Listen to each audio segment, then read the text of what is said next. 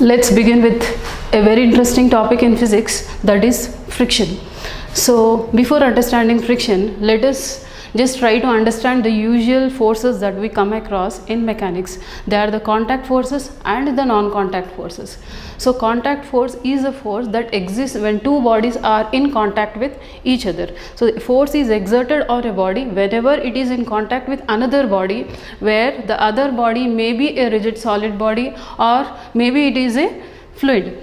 Now if you see if you just see the examples of contact forces are the applied force, spring force, drag force, frictional force, normal force. Is it? Next, the category is the non-contact forces. So as the name specifies, the force exists although there is no contact between the two bodies. So the examples of these non-contact forces are the magnetic force, electric force, gravitational force. By definition, friction is a contact force and also it is a force that opposes the relative motion between two bodies. To understand better, so there is a block which is kept on a surface. When you just try to slide the block, or the block is already sliding on a surface, so by our experience we understand that there is a resistance to the motion of the block on any surface. So this resistance is because of the friction, and this complete resistance is being represented by a single force which is nothing but called as frictional force. So this frictional force always acts tangential to the contact surface area and it is always opposing the relative motion between two bodies. Next, to understand friction better, so just let us consider a block of mass m which is at rest on a horizontal surface. So now here, whenever it is at rest, the weight of the block is being acting downward. So W is equal to mg, and the surface exerts equal and opposite force on the block in the opposite direction. So this is the normal reaction by the surface on the block, and since it is at rest, the normal force and the weight of the block balance each other. Now if an applied force, if a force F is applied on the block, so a frictional force will start acting in the opposite direction to the motion of the block. So here if you observe, this is the contact surface area and the normal is always perpendicular to the contact surface area. So normal is a component of the contact surface area which is always perpendicular to the contact surface, and it is being exerted by the surface on the block. Now the same way, frictional force, it is also a contact force and it is always a tangential to the contact surface area. You can see tangential, that means parallel to the contact surface area. So this is all about friction introduction. So next, let us try to understand the direction of friction. Okay, so we already know the direction of friction is always, the friction is always a tangential to the contact surface area and it always opposes motion. Let us try to understand it better. So now here we are just taking various examples because these are the cases where students are making more mistakes in understanding the direction of friction. If the direction of friction is marked properly in an FBD, problem solving becomes very easy. Now here, this is the first case where a block is at rest on a horizontal surface, and you can see that the normal and the weight mg is being balancing each other. So these two forces are balancing vertically. Now if suppose there is a force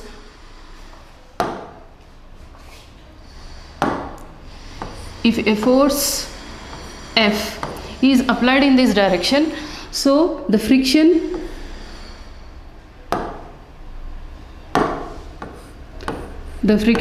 will be in this direction. So next we will just see another case here. Now here the force is applied making an angle theta with the horizontal. So if you see, this is the horizontal and there is a force applied making an angle theta with the horizontal. When a force is applied like this, so generally the students assume that friction is in this direction, but friction is not in this direction. So friction is in the direction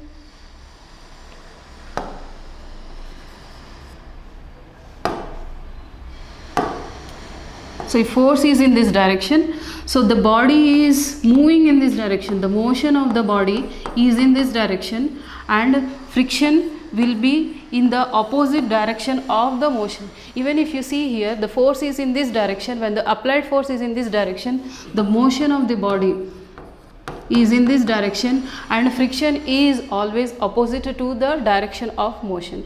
Next, let us see another example of a block which is kept on an inclined plane.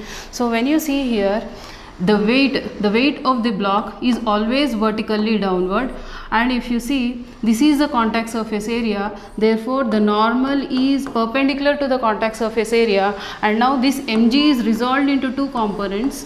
So one is mg sin theta and the other one is mg cos theta. Okay, so this mg cos theta will be neutralized, will be balanced by the normal force. Now if you see, the block is just sliding on an inclined plane because of the force mg sin theta. So whenever the force, this force mg sin theta is pulling the block downwards, the motion of the block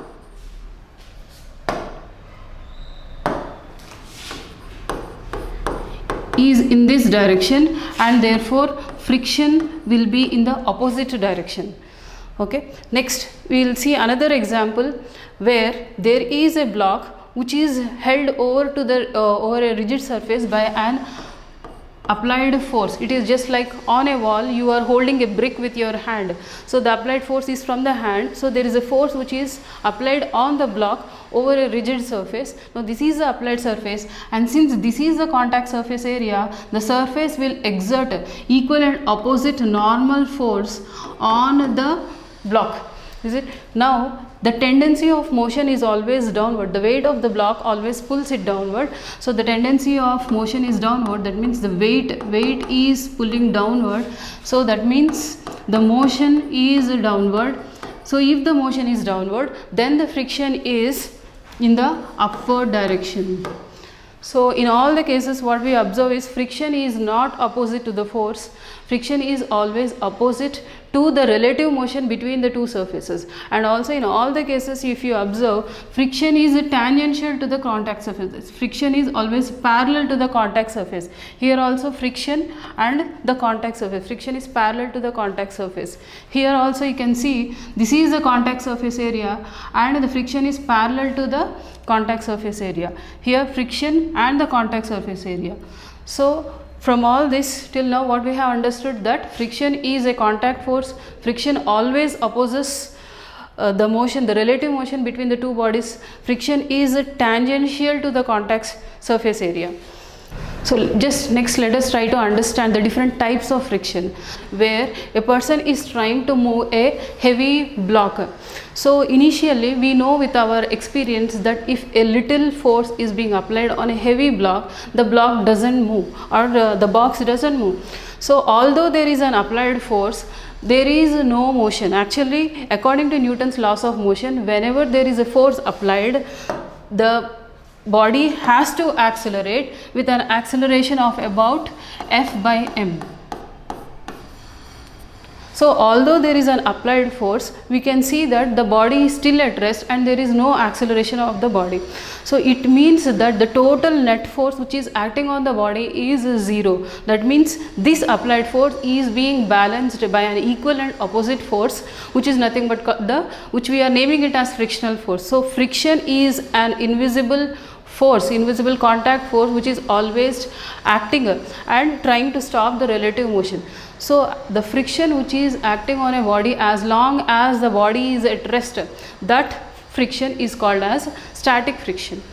So to understand, so as there is an applied force, friction force is acting in the opposite direction. Now to move the box, what we do, we generally increase the applied force. Now we have increased the applied force, you can see. So we observe that still the box is not moving. That means the equal and opposite force, the net force is still 0, and the equal and opposite force, that is the frictional force, is also increasing its magnitude and it is balancing the applied force, and still the body remains at rest. Now you can observe that as the applied force is increasing slowly, even then we observe the block is rest for certain time. This is because the opposing force, that is the frictional force, is increasing in equal magnitude. Up to certain limit, applied force and frictional force will increase in an equal amounts. So from this, therefore we call this a static friction as a self-adjusting friction. The static friction is adjusting itself according to that of the applied force. So static friction is nothing but it is the friction which acts on a body which is at rest. Now this static friction is not self-existing by itself. So what does it mean? That means there is no friction until there is no applied force. The friction exists only if there is an applied force. When applied force is there, then friction exists. If F is 0, friction is also 0. So here we understood the static friction is a self-adjusting friction, and this friction will only increase up to a certain limit. Beyond that it doesn't increase. So it increases along with the applied force up to a certain limit, and after a certain limit, after a maximum value of the static friction is being reached, it will stop, and you can, when the applied force is increased beyond the maximum value of the static friction, then the body will just begin to move. So the body will just begin to move only when the applied force is greater than the maximum value of the static friction. So static friction we generally represent with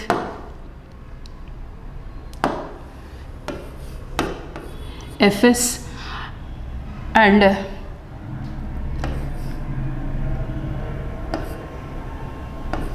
Fs max is the maximum value of the static friction. So this maximum value of the static friction we are also calling it as a limiting friction. So the body will move when the applied force F is greater than the maximum value of the static friction.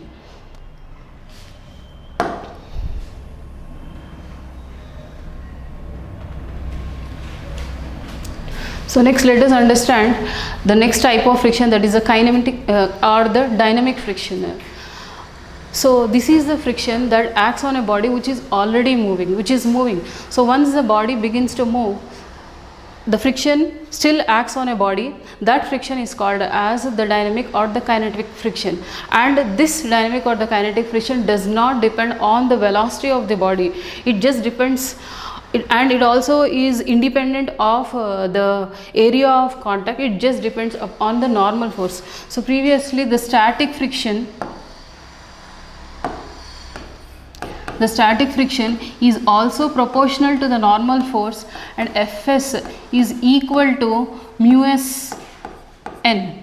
So here mu s is nothing but the constant of proportionality, which is called as coefficient of static friction, and from this we can write it as mu s is equal to Fs by n. So which is equal to, if you see, this is the force, therefore this has no units and no dimensions. So mu s has no units and mu s has no dimension. Likewise, if you see the kinetic friction, it is being represented as Fk or Fd. So here the kinetic friction, it is also dependent on Fk is also proportional to the normal force, and Fk will be equal to mu k n, where mu k is the constant of proportionality and it is called as the coefficient of kinetic friction, and mu k does not depend upon the area of contact. Mu k also doesn't depend upon the velocity of the body. So mu k is again nothing but the ratio of Fk by n. Since frictional force and the normal force both are forces, again mu k also doesn't have no units and no dimensions. So once the body starts moving, so the friction initially decreases and then remains constant as the body is moving. So it is very difficult to move a body which is at rest than to move a body which is already moving. Let us understand the relationship between the applied force and the friction with a graph. So this is applied force versus friction. If you see, on the x-axis applied force is being there and on the y-axis friction is being taken, and if you see here the first part, So let us just label it as O, and this is A.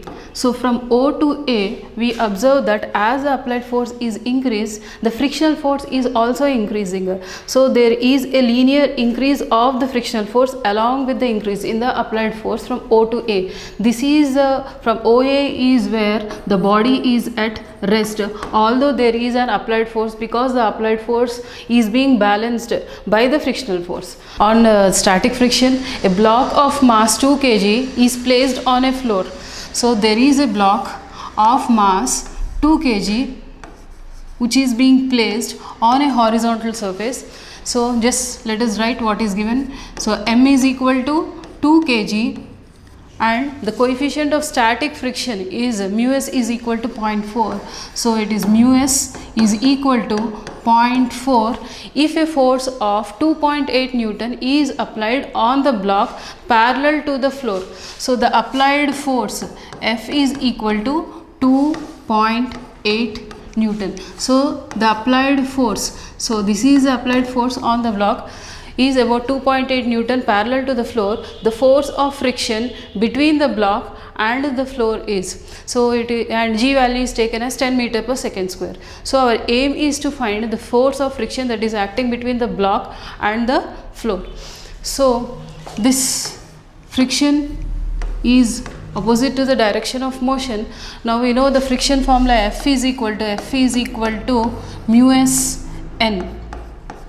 And if you see here n, the weight of the body is acting downward, mg, and this mg is being balanced by the normal force n, and n is, since there is no vertical motion, so n is always equal to mg. So here this is equal to mu s mg. So this is equal to mu s value, it is already given 0.4 into mass of the body is 2 into G value is taken as 10. So it is 8 Newton. So we got the frictional force, that is the maximum value of the static friction, Fs max.